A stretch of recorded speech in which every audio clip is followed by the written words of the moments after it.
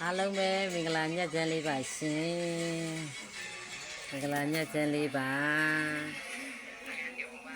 သတင်းကျွတ်မှာပေါ့နော်ဘယ်သူမှမနာပါဘူးရှင်ဒီမှာကြည့်ပါဦးဖျောင်းအော်ရာလေးတွေပါ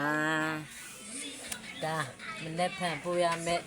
အော်ရာလေးတွေပါရှင်ဒီမှာကြည့်အကျိတ်နဲ့ကြနေကြတယ်ဒီမှာကြည့်ကျိတ်နဲ့တွေကြနေကြပါတယ်ကျိတ်နဲ့ကြနေကြပါတယ်ဒီမှာအေးပါဟုတ်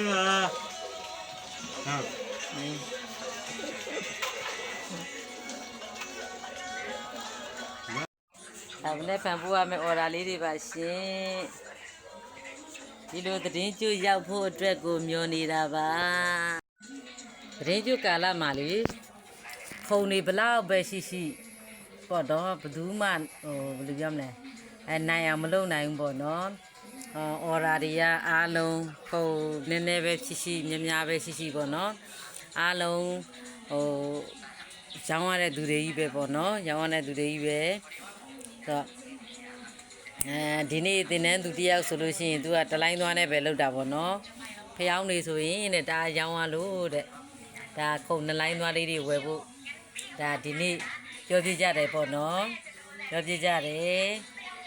ဘာဖြစ်ဖြစ်အဲ့လိုအောင်မြင်တာလေးကိုယ့်ရဲ့သင်တန်းသူသင်တန်းသားလေးတွေအဲ့လိုအောင်မြင်တာလေးတွေတွေ့တော့ဝမ်းသာပါတယ်ရှင်ဝမ်းသာပါတယ်မနေ့ဖန်သွားမဲ့အထုပ်ကလေးတွေပေါ့နော်ဒါမနေ့ဖန်အော်ဒါသွားမဲ့အထုပ်ကလေးတွေပါဒီမှာပါဆယ်ပို့ရမဲ့အထုပ်ကလေးတွေပါရှင်သတင်းကျွတ်ကာလလေးမှာအားလုံးအဆင်ပြေကြပါစေရှင်အဆင်ပြေကြပါစေ